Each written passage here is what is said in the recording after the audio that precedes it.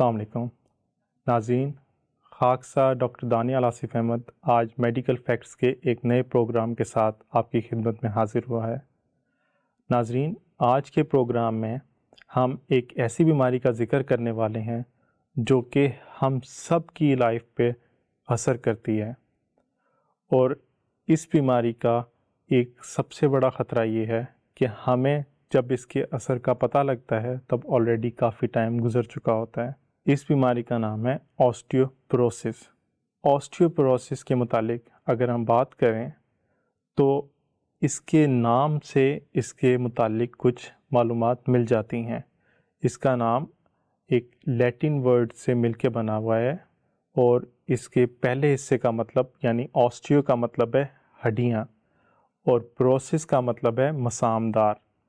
تو اس کے نام سے ظاہر ہو رہا ہے کہ یہ ایک ایسی بیماری ہے جو کہ ہماری ہڈیوں کو کمزور کرتی ہے۔ آسٹیوپروسس ہماری ہڈیوں پہ مختلف انداز سے اثر انداز ہوتا ہے۔ یہ ہماری ہڈیوں کے بننے کے عمل کو کئی دفعہ ان کے ٹوٹنے کے عمل سے سلو کر دیتا ہے، اور کئی دفعہ ان کے ٹوٹنے کے عمل کو ان کے بننے کے عمل سے تیز کر دیتا ہے، اور ایون کچھ کیسز میں یہ دونوں کام ایک ساتھ بھی کر دیتا ہے، یعنی ہماری ہڈیاں پہلے کی نسبت زیادہ تیزی سے ٹوٹ رہی ہیں اور پہلے کی نسبت زیادہ سلولی بن رہی ہیں، جس کی وجہ سے آپ اندازہ کر سکتے ہیں کہ ہماری ہڈیاں گریجولی آہستہ آہستہ کمزور ہوتی جاتی ہیں، اور اس وجہ سے اس بیماری کو سائلنٹ ڈیزیز بھی کہا جاتا ہے، کیونکہ جب تک ہمیں اپنی ہڈیوں کی کمزوری کا پتہ چلتا ہے تب تک آلریڈی کافی ٹائم گزر چکا ہوتا ہے اور بہت سارا ڈیمیج آلریڈی ہو چکا ہوتا ہے۔ ان ہڈیوں کے کمزوری کے عمل سے اگر ہم دیکھیں تو سب سے زیادہ افیکٹ ہونے والے ہمارے جوائنٹ یا بونز وہ ہوتی ہیں جو کہ وزن زیادہ اٹھاتی ہیں، اس لیے سب سے زیادہ افیکٹ ہونے والا جوائنٹ ہمارا اور بون وہ ہپ جوائنٹس کی بون ہے، اور یہ خطرناک ثابت ہوتا ہے خاص طور پہ ایلڈرلی لوگوں میں، کیونکہ ہپ جوائنٹ کے ٹوٹنے سے وہاں کے فریکچر سے بہت سارے خطرات اور بھی جڑے ہوتے ہیں، جن میں آپ کے کوئی ٹوٹنے کی وجہ سے ہڈی وہاں پہ کوئی خون کا لوتھڑا بن جائے جو کہ آپ کی خون کی شریان میں ٹریول کر کے آپ کو دل یا دماغ پہ جا کے ان کی نالیوں میں پھنس سکتا ہے، جس کی وجہ سے آپ کو اسٹروک یعنی فالج کا حملہ یا پھر دل کا اٹیک ہو سکتا ہے۔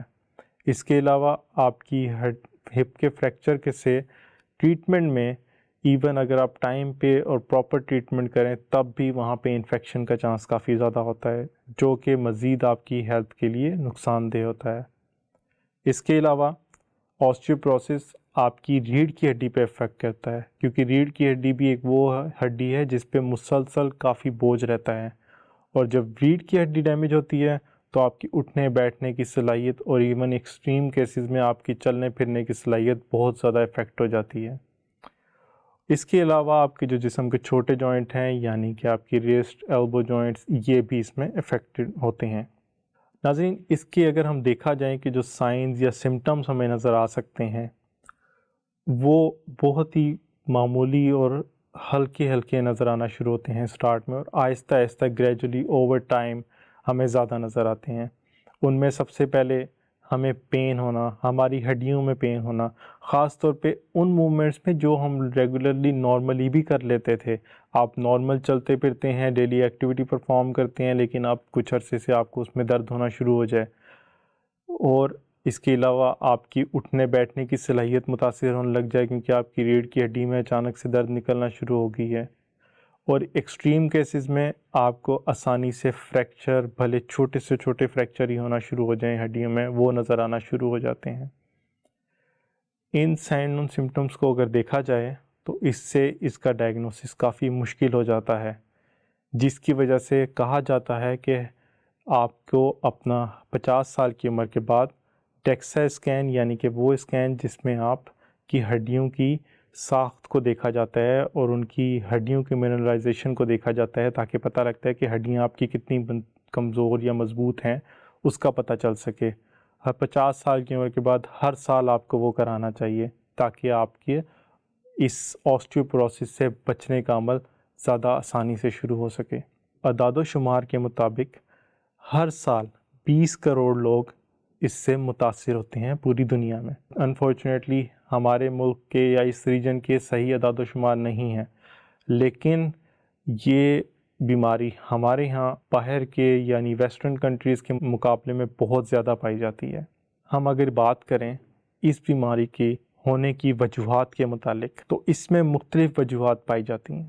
اس میں ایج فیکٹر ہوتا ہے، ہماری جو ہڈیاں ہیں وہ 30 سال کی عمر تک اپنی پوری کی پوری منرلائزیشن کمپلیٹ کر چکی ہوتی ہیں، اس کے بعد وہ مزید مضبوطی کی طرف نہیں جاتی بلکہ ان میں ٹوٹنے کا عمل تھوڑا تیز ہو جاتا ہے، اس لیے ایج فیکٹر اس میں افیکٹ کرتا ہے۔ خاص طور پہ جیسے ہم نے ذکر کیا 50 سال کی عمر کے بعد بہت زیادہ ہوتا ہے۔ اعداد و شمار کے مطابق 50 سال کی عمر کے بعد ہر 4 میں سے ایک خاتون کو آسٹیوپروسس ہوتا ہے، اور مردوں میں یہ رسک ہر 5 میں سے ایک فرد کے اوپر ہے۔ اسی لیے آپ دیکھ سکتے ہیں کہ یہ اس میں جینڈر بھی بہت زیادہ عمل کرتا ہے، خواتین میں یہ زیادہ ہوتا ہے، مردوں میں یہ کم ہوتا ہے۔ اس کے علاوہ کچھ جینیٹک فیکٹرز بھی ہوتے ہیں کہ کچھ فیملیز میں کچھ لوگوں میں اس کا عمل زیادہ جلدی ہوتا ہے بنسبت دوسرے لوگوں کی نسبت۔ چوتھی چیز ہمارے پاس ہارمونل فیکٹر بھی آ جاتا ہے۔ جب آہستہ آہستہ ہمارے میل اور فیمیل ہارمونز جو ہیں مردوں اور عورتوں میں کم ہوتے ہیں تو اس کی وجہ سے آپ کی ہڈیوں کی مضبوطی بھی افیکٹ ہوتی ہے اور آپ کو آسٹیوپروسس ہو سکتا ہے۔ پانچویں چیز ہمارے پاس لائف سٹائل آتا ہے۔ اگر آپ ایک ایسا لائف سٹائل گزار رہے ہیں جس میں آپ کی ڈیلی ایکٹیویٹی کم ہے، آپ کی فزیکل ایکٹیویٹی بہت کم ہے، آپ گیم نہیں کرتے یا ایکسرسائز نہیں کرتے ہیں تو آپ کو آسٹیوپروسس کا چانس بہت بڑھ جاتا ہے۔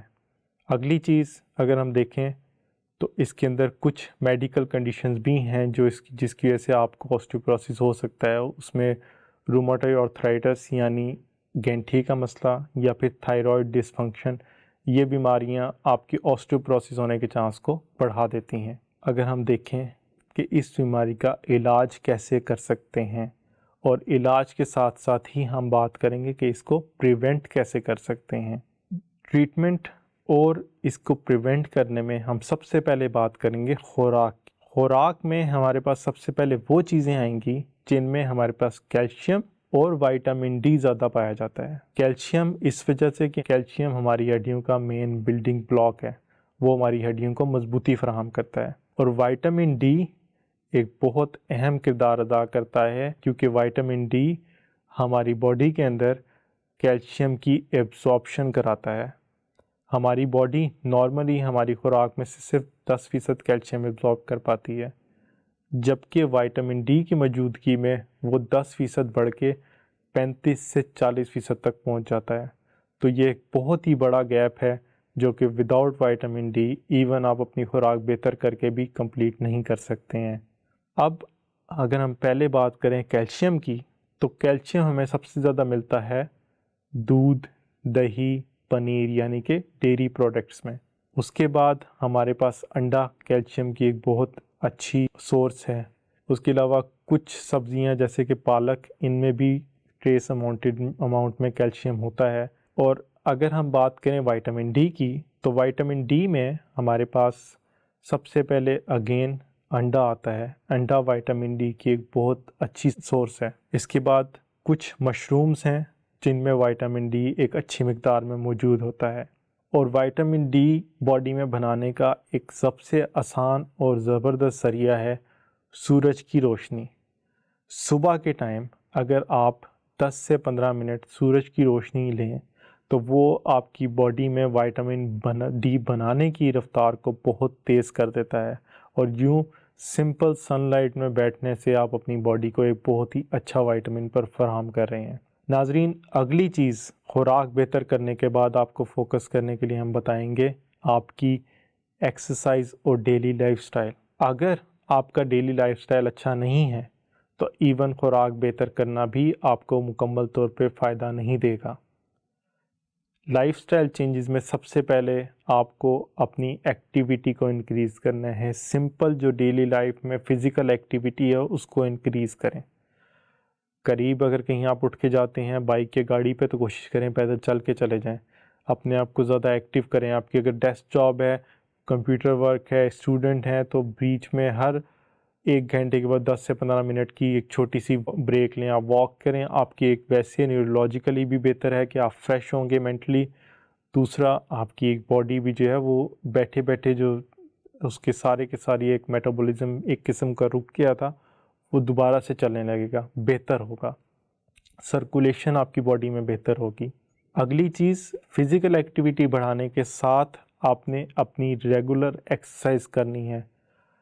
हफ्ते में 5 दिन कम से कम आप अपनी एक एक्टिविटी रखें एक्सरसाइज की, कि प्रॉपर आपका एक टाइम हो, बिटवीन 30 मिनट टू 60 मिनट्स आप एक प्रॉपर एक्सरसाइज करें।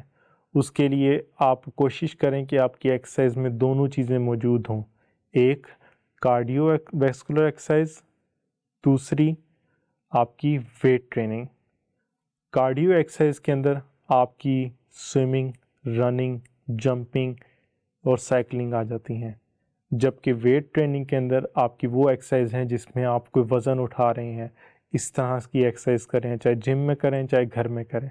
ये दोनों मिलके आपकी पूरी एक बॉडी के स्ट्रक्चर को एक प्रॉपर वर्कआउट फराहम करती हैं। इसके बाद अगली चीज़ हम बात करेंगे जो हमने स्टार्टिंग में बात की थी, कि इसको प्रिवेंट करने के लिए ज़रूरी है कि हर 50 साल की उम्र से ज़ायद वाला फ़र्द साल में एक दफ़ा डेक्सा स्कैन कराए, ताकि उसको पता लग सके कि उसकी बोन डेंसिटी क्या है और उसके मुताबिक वो अप्रोप्रिएट ट्रीटमेंट, प्रिवेंशन और लाइफस्टाइल चेंजेस एडॉप्ट कर सके। अगली चीज़ हम बात करेंगे कि आपकी खुराक से अगर आपकी विटामिन डी और कैल्शियम पूरी नहीं हो रही है, आप इसके सिंपल ब्लड टेस्ट करवा के देख सकते हैं, आपको दोनों कैल्शियम और विटामिन डी लेवल पता लग जाते हैं। तो आपको अपने डॉक्टर से बात करके अप्रोप्रिएट सप्लीमेंट्स इस्तेमाल करने चाहिए, बोथ विटामिन डी और कैल्शियम सप्लीमेंट्स। अगली चीज़ हमारे पास आ जाती है बुज़ुर्ग अफराद या फिर वो अफराद जिनको शदीद ऑस्टियोपोरोसिस हो चुका है, उनके लिए फ्रैक्चर के बचाव के लिए हम क्या कर सकते हैं।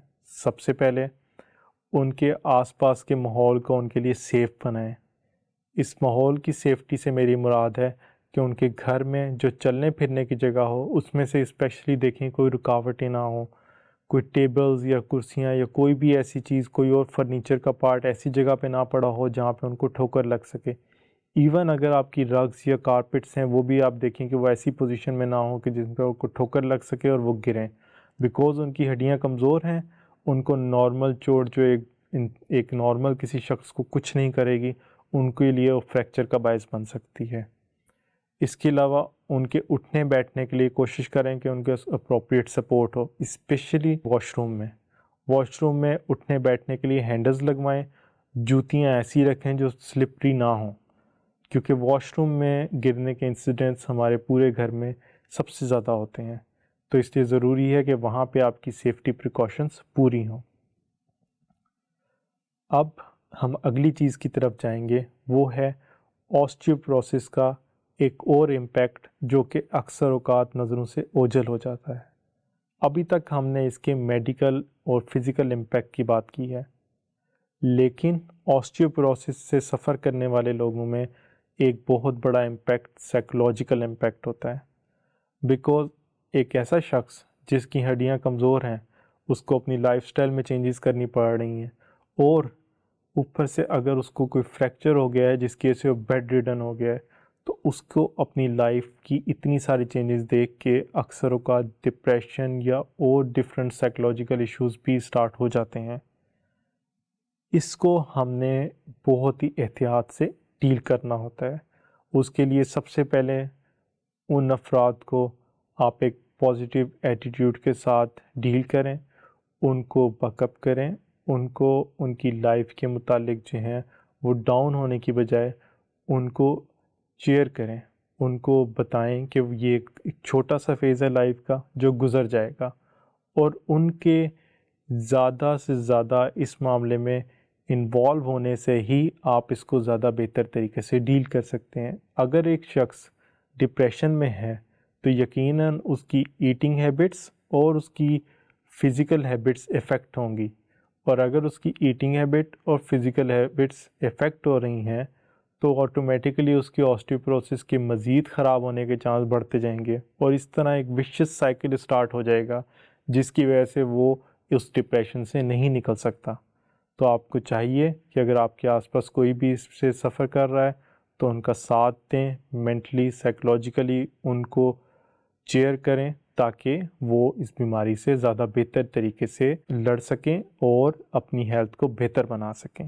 تو ناظرین، آج کی ہماری ساری ڈسکشن سے ہمیں کیا پتہ لگتا ہے کہ آسٹیوپروسس ایک ایسی بیماری ہے جس کے ہماری لائف پہ بہت زیادہ مضر اثرات آتے ہیں، لیکن ان اثرات کو روکنے اور ان سے بچنے کا طریقہ ہمارے ہاتھ میں ہے، اور وہ بہت ہی سمپل طریقہ ہے۔ ہم اپنی لائف میں چھوٹی چھوٹی چینجز کر کے اپنے آنے والی زندگی کو بہت بہتر بنا سکتے ہیں۔ ان چینجز میں ہم اپنی خوراک میں، اپنے ڈیلی فزیکل ایکٹیویٹی میں، اور اپنے ایک جنرل اپنی لائف سے ریلیٹڈ ایٹیٹیوڈ میں تھوڑی سی چینجز کر کے ایک ایسی پرابلم سے بچ سکتے ہیں جو کہ ہماری فیوچر لائف میں بہت زیادہ امپیکٹ کرتی ہے۔ تو آئیں ہم سب مل کے اس بات کا تہیہ کرتے ہیں کہ ہم ان چینجز کو اپنی لائف میں امپلیمنٹ کریں گے اور اپنے آس پاس کے لوگوں کو بھی اس طرف راغب کریں گے کہ وہ بھی ان چیزوں پر عمل کر کے اپنی لائف کو بہتر کر سکیں تاکہ آنے والی زندگی ہم سب کی بہتر ہو۔ یہاں ہمارا آج کا پروگرام اختتام کو پہنچتا ہے۔ امید ہے آپ کو کچھ مفید چیزیں سننے کو اور سمجھنے کو ملی ہوں گی۔ انشاءاللہ اگلی دفعہ ہم کسی نئے ٹاپک کے ساتھ آپ کی خدمت میں حاضر ہوں گے۔ اللہ حافظ۔